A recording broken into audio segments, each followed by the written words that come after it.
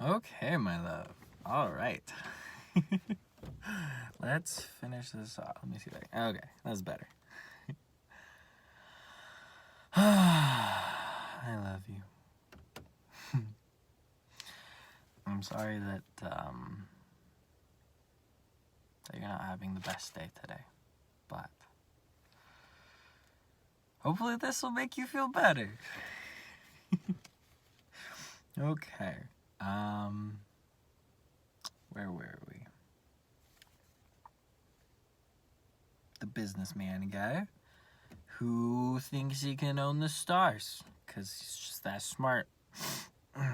Yep, so serious. Okay. 501,622,731. I am serious. I am precise. And what do you do with these stars? What do I do with it? Yes. Nothing. I own them. You got the stars? Yes. But I've already seen a king who... Kings do not possess. They reign over... Oh, sorry. Kings do not possess. They reign over. There's a difference. Oh, it is very different. You know, I should probably just look at it instead of looking at the fucking camera. Okay, I'm gonna read. This is a good time. Like I said, I'm not the best at this, but it's a good thing you love me anyways. And what is the use of possessing the stars? It's good for me to be rich. And what does it cost you to be rich?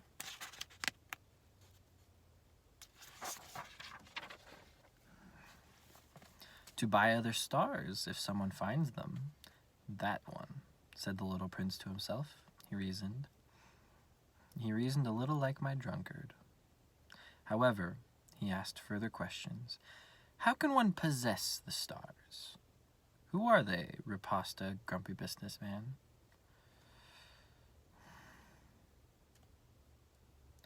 I do not know. To no one. Then they belonged to me, for I thought of it first. That's enough? Of course. When you find a diamond that belongs to no one, it is yours. When you find an island that belongs to no one, it is yours. When you have an idea first, you patent it. It is yours, and I possess the stars, since no one before me thought of possessing them. That is true, said the little prince. And what do you do with it? I deal with them. I count them and recount them, says the businessman. It's difficult, but I'm a serious man. Yep, serious. The little prince was not satisfied yet. If I have a scarf, I can put it around my neck and take it away. If I possess a flower, I can pluck my flower and carry it away. But you cannot pick the stars. No, but I can put them in a bank. What does it mean? That means I write on a little piece of paper the number of my stars, and then I lock this paper in a drawer. And that's all? That's enough. It's amusing, thought the little prince. It's pretty poetic, but it's not very serious. The little prince had very different ideas about the serious things of the ideas of the grown-ups. Of the grown-up. I, he said again, have a flower that I water every day. I have 3 volcanoes that I shake every week, for I also sweep away the extinct one. We never know. It is useful to my volcanoes, and it is useful to my flower that I possess them, but you are not useful to the stars. The businessman opened his mouth, but found no answer, and the little prince left. The grown-ups are definitely quite extraordinary, he said simply to himself during the journey. The 5th planet was very curious. It was the smallest of them all. There was just enough room to house a lamp post and a street lamplighter. The little prince could not explain how a street lamp and lamplighter could be used somewhere in the sky on a planet without a house or a population. However, he said to himself, maybe this man is absurd. However, it is less absurd than the king, the vain, the businessman, and the drinker. At least his work makes sense. When he lights his lamppost, it is as if he were creating another star or a flower.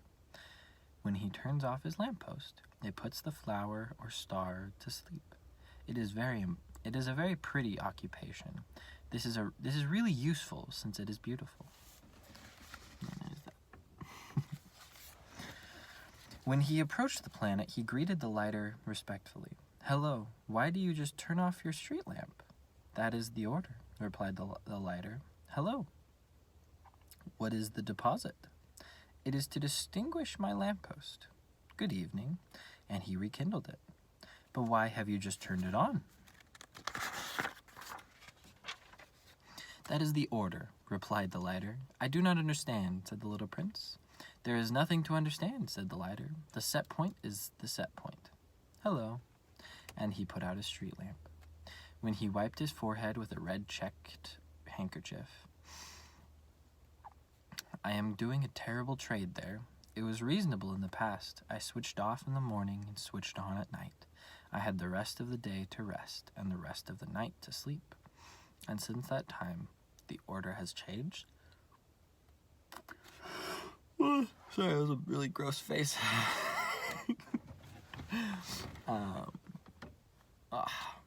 Stiff neck.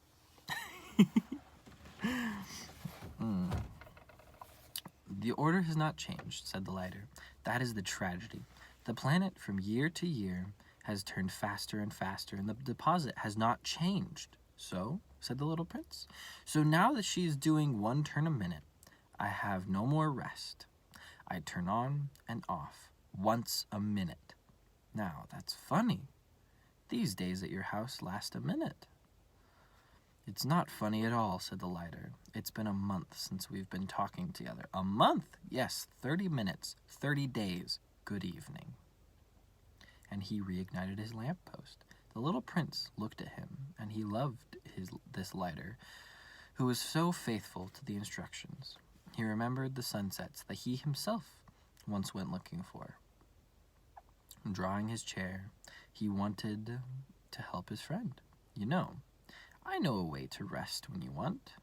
"I always want," said the lighter, "for one can be both faithful and lazy." The little prince continued.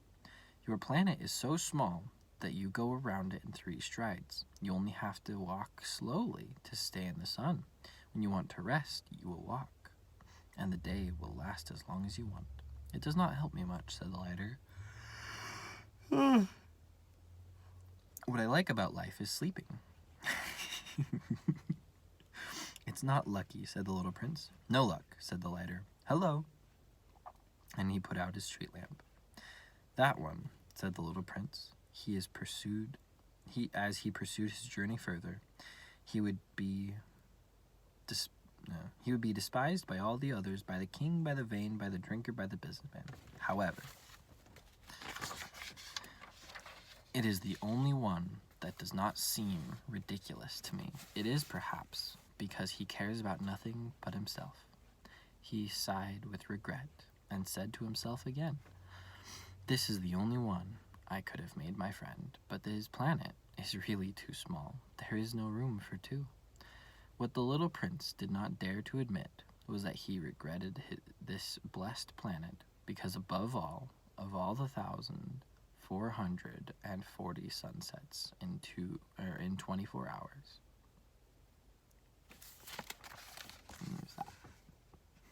Next guy.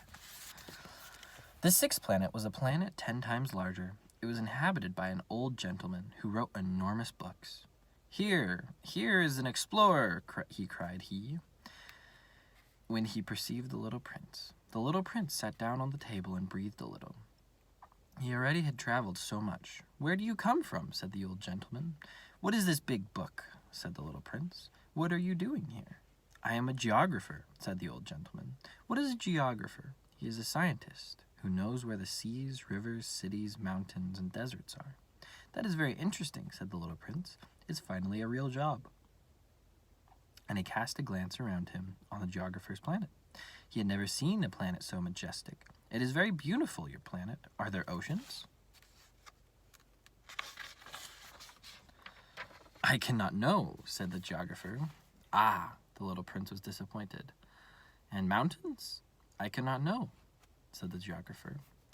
And cities and rivers and deserts? I cannot know it either, said the geographer. But you are a geographer. That's right, said the geographer, but I am not an explorer. I absolutely lack explorers. It is not the geographer who accounts cities, rivers, mountains, seas, oceans, and deserts. The geographer is too important to stroll. He does not leave his office, but he receives the explorers there. He interrogates them and takes notes of their memories. And if the memories of one of them seem interesting to him, the geographer makes investigate the morality of the explorer. Why is this? Because an explorer who lies would cause catastrophes in the books of geography, and also an explorer who would drink too much. Why this? Said the little prince. Because drunks see double. Then the geographer would note 2 mountains where there is only one. I know somebody, said the little prince, who would be a bad explorer. It's possible. So when the morality of the explorer seems good, an inquiry is made into his discovery. We will see. No, it's too complicated. But the explorer is required to provide evidence. If, for example, the discovery of a large mountain is required, it is required to bring large stones, because you can't get large stones from a small mountain. Yep. The geographer was suddenly moved. But you come from a distance. You're an explorer. You're going to describe your planet. And the geographer, having opened his register, cut his pencil. We first note in pencil the narratives of the explorers. It is expected to note in ink that the explorer has provided evidence. So, inquired the geographer. Oh, at home, said the little prince. It is not very interesting. It is very small. I have 3 volcanoes, 2 active volcanoes, and an extinct volcano, but we never know. You never know, said the geographer.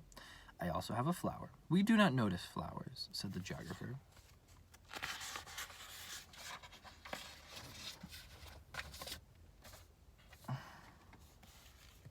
Why this? This is the nicest. Because flowers are ephemeral. What does ephemeral mean? Geographies, said the geographer, are the most serious books in all books.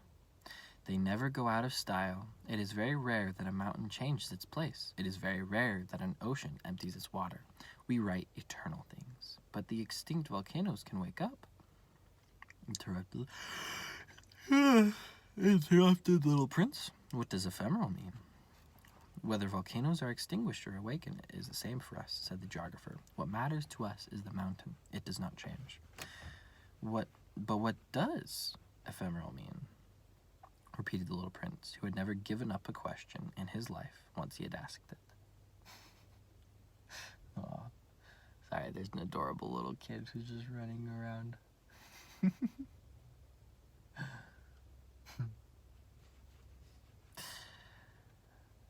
It means who is threatened with the near disappearance. My flower is threatened with disappearance soon? Of course. My flower is ephemeral, thought the little prince, and she has only 4 thorns to defend herself against the world, and I left her alone with me. This was his first movement of regret. But he resumed his courage. What do you advise me to visit? He asked. Planet Earth, replied the geographer. She has a good reputation, and the little prince went away, thinking of his flower.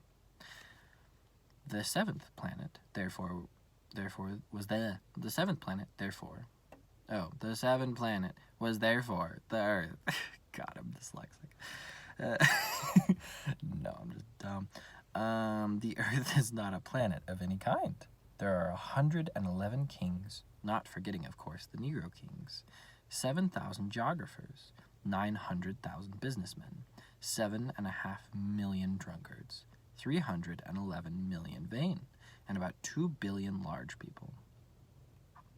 To give you an idea of the dimensions of the Earth, I will tell you that before the invention of electricity, there was to be maintained on all 6 continents, which is there's 7, a genuine army of 462,511 lighters of street lamps.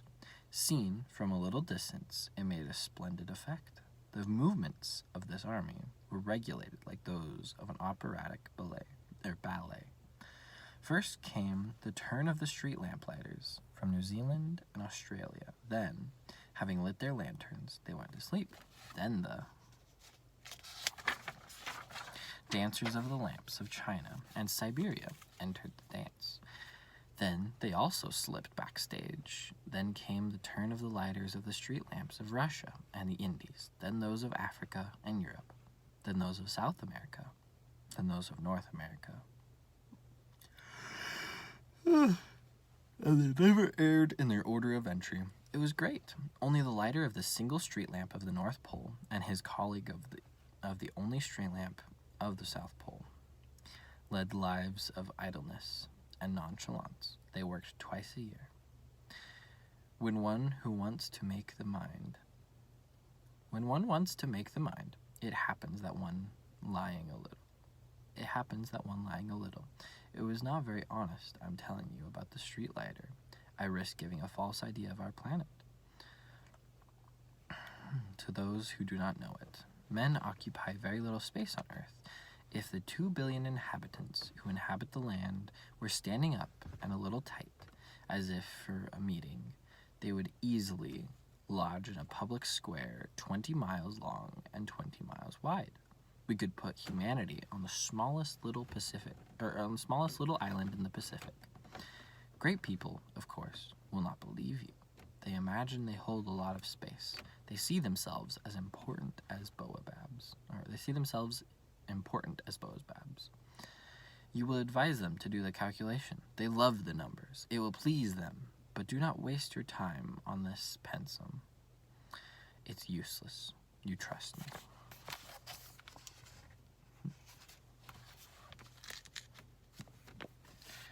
The little prince, once on land, was therefore much surprised to see no one. He was already afraid of being mistaken about the planet, when a ring of moonlight stirred in the sand.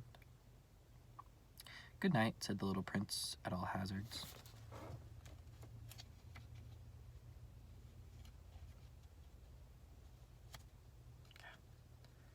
Pages are stuck together.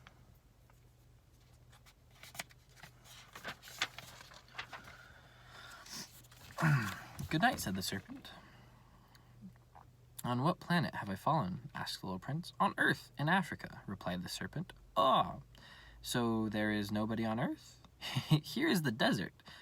There is no one in the deserts. The earth is great," says the serpent. The little prince sat down on a stone and raised his eyes to the sky. "I wonder," he said, "if the stars are illuminated so that everyone can one day find his own. Look at my planet. She is just above us. But how far she is." "She is beautiful," said the serpent. "What are you doing here?"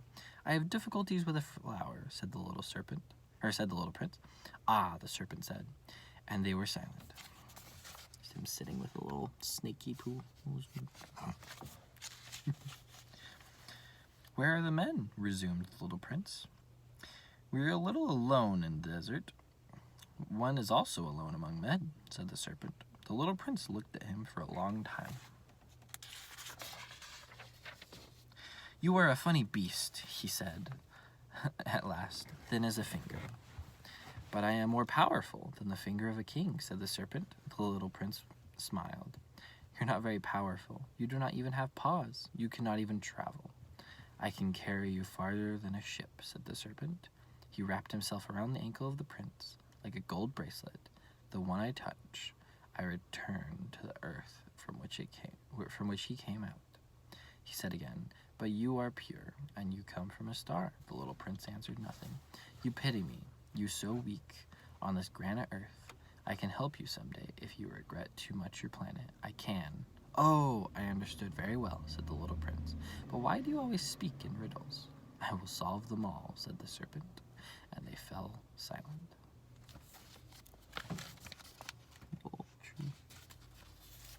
The little prince crossed the desert and met only a flower with 3 petals, a flower of nothing at all. "Good morning," said the little prince. "Good morning," said the flower. "Where are the men?" the little prince asked politely. The flower one day had seen a caravan pass.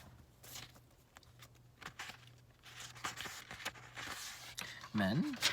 There are, I believe, 6 or 7 of them. I saw them years ago, but you never know where to find them.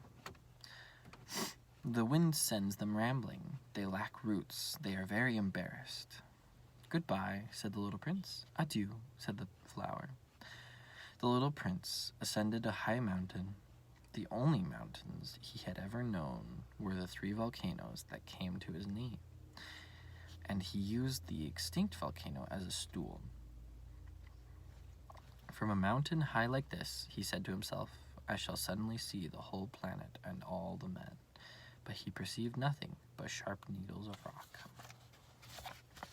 It's a very sharp mountain. Good morning, he said at random. Hello, hello, hello, replied the echo. Who are you? Said the little prince. Who are you? Who are you? Who are you? Replied the echo. Be my friends. I am alone, he said. I am alone. I am alone. I am alone, replied the echo. What a strange planet, he thought then. It is quite dry, and all pointed and salty. And men lack imagination. They repeat what they are told. At home I had a flower. It always spoke first.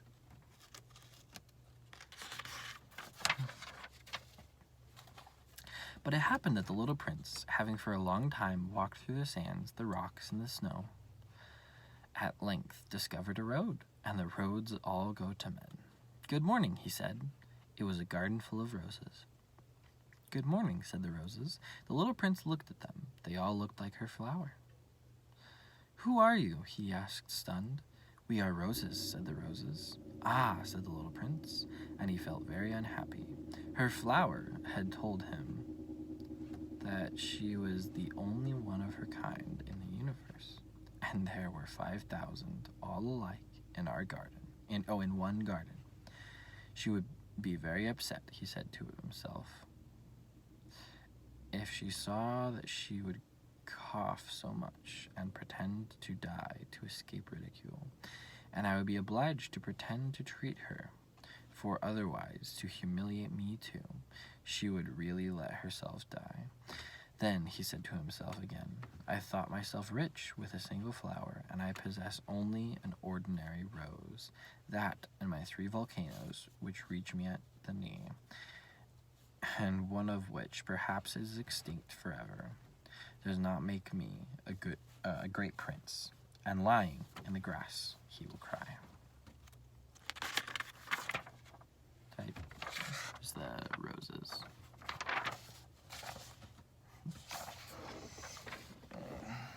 And then there's him laying in the grass. And then the fox appeared. Good morning, said the fox. Good morning, replied the little prince, politely, who turned but saw nothing. I am here, said the voice, under the apple tree. Who are you? Said the little prince. You're quite pretty. I am a fox, said the fox. Come play with me, suggested the little prince. I am so sad. I cannot play with you, said the fox. I am not domesticated. Ah, pardon, said the little prince. But after reflection he added, what does tame mean?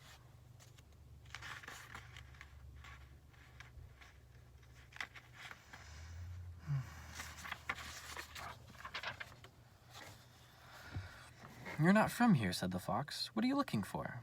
I am looking for men, said the little prince. What does tame mean? Men, said the little fox. They have rifles and they hunt. It is very embarrassing.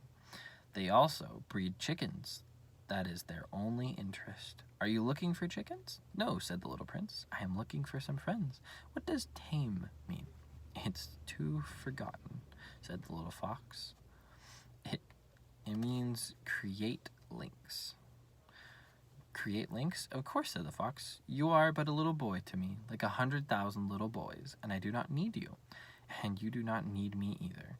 I am only a fox to you, like 100,000 foxes, but if you tame me, we will need one another. You will be unique in the world for me. I will be, for you, unique in the world. I begin to understand, said the little prince. There is a flower. I think she tamed me. It is possible, said the fox. We see all sorts of things on earth. Oh, it is not on earth, said the little prince. The fox seemed very intrigued. On another planet? Yes. There are hunters on this planet? No. That's interesting. And hens? No. Nothing is perfect, said sighed the fox sighed. Whew. Okay. But the fox returned to his idea. My life is monotonous. I chase chickens, men chase me, all the chickens resemble each other, and all the men are alike. So I am a little bored. But if you tame me, my life will be as sunny. If I will experience a footstep that will be different from all the others. The other steps make me go underground.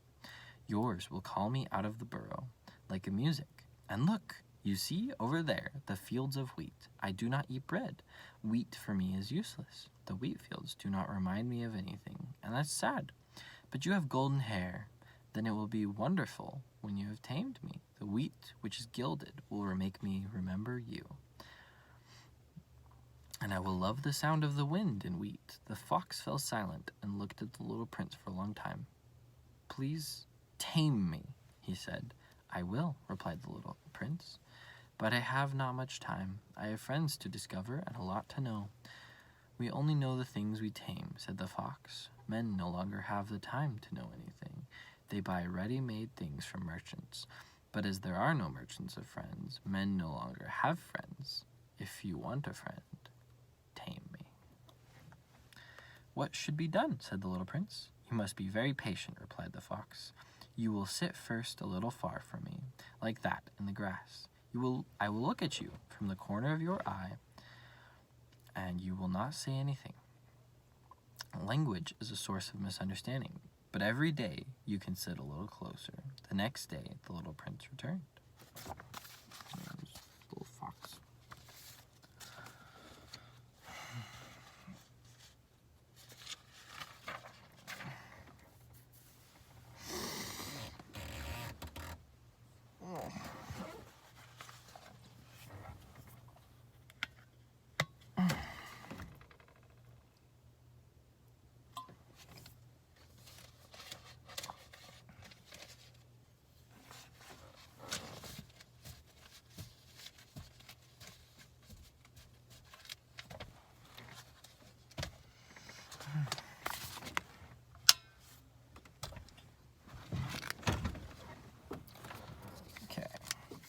It would have been better to return at the same hour, said the fox. If you come, for example, at 4 o'clock in the afternoon, at 3 o'clock, I shall begin to be happy. The more time will come, the more happy I will feel. At 4 o'clock, I shall be agitated and worried. I shall discover the price of happiness. But if you come any